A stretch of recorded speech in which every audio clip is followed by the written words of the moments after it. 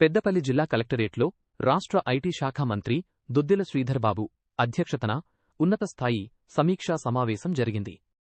జిల్లాలో సాగుతున్న వివిధ అభివృద్ధి పనులు, ప్రభుత్వ సంక్షేమ పథకాల అమలు తీరుపై అధికారులతో మంత్రి సుదీర్ఘంగా చర్చించారు.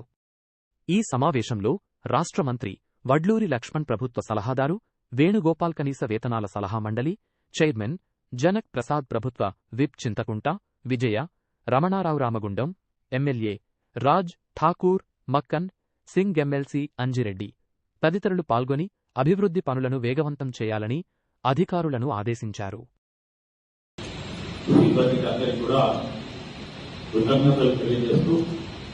జిల్లా కలెక్టర్ గారు కూడా మేము మా జిల్లా అధికారులందరినీ కూడా కోరుతాము. ఇది మనందరి పాలన. ఈ క్రమంలో మీ అందరూ కూడా చురుగ్గా పాల్గొంటామన్న సమస్య కూడా నేను గౌరవ శాసనసభ్యులు కూడా మీకు ఏదైనా చిన్న సమస్య వచ్చినా, పెద్ద సమస్య వచ్చినా మా సమస్య, కానీ ప్రభుత్వానికి సంబంధించి మంచి పేరు తీసుకురావడానికి